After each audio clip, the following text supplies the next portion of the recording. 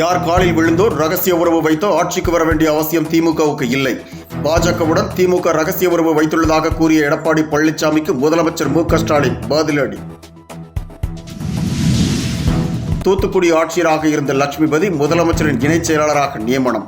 தூத்துக்குடி மாவட்ட ஆட்சியராக இளம் பகவத் நியமித்து தலைமைச் செயலாளர் முருகானந்தம் உத்தரவு. மருத்துவ படிப்புகளுக்கான மாணவர் சேர்க்கைக்கான தரவரிசை பட்டியல் வெளியீடு. தரவரிசையில் 720க்கு 720 மதிப்பெண்கள் பெற்று நாமக்கல் மாணவர் ரஜினிஸ் முதலிடம் பிடித்து அசத்தல். முல்லை பெரியாறு அணை குறித்து மத்திய இணையமைச்சர் சுரேஷ் கோபி பதற்றத்தை ஏற்படுத்தும் விதமாக விஷமத்தனமான கருத்துக்களை கூறுகிறார். முல்லை பெரியாறு அணை இடிந்தால் யார் பொறுப்பு என பேசிய பாஜக எம்பி சுரேஷ் கோபிக்கு செல்வ பெருந்தகை கண்டனம். பாஜகவுடன் யார் சென்றாலும் அவர்களை எதிர்க்கிற கூட்டணியில்தான் சிபிஎம் கட்சி இருக்கும். மார்க்சிஸ்ட் கம்யூனிஸ்ட் கட்சியின் மாநில செயலாளர் கே. பாலகிருஷ்ணன் திருவாரூரில் பேட்டி.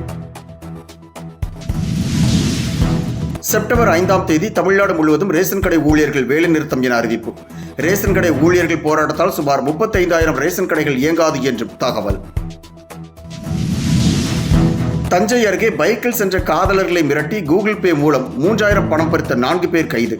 தஞ்சை திருவையாறு சாலையில் பைக்கில் சென்றவர்களை மிரட்டிய கும்பலை பிடித்து போலீசார் விசாரணை. மருத்துவர்கள் வேலைநிறுத்தம் காரணமாக புதுச்சேரி ஜிப்மர் மருத்துவமனை வெளிப்புற சிகிச்சை பிரிவு இயங்கும் நேரம் குறைப்பு. காலை 8 மணி முதல் பிற்பகல் 1 மணி பதிலாக காலை 10 மணி வரை மட்டுமே இயங்கும் என அறிவிப்பு. கேரள மாநிலம் கோழிக்கோட்டில் 25 கிலோ தங்க நகைகளுடன் தலைமறைவான வங்கி மேலாளர் கைது.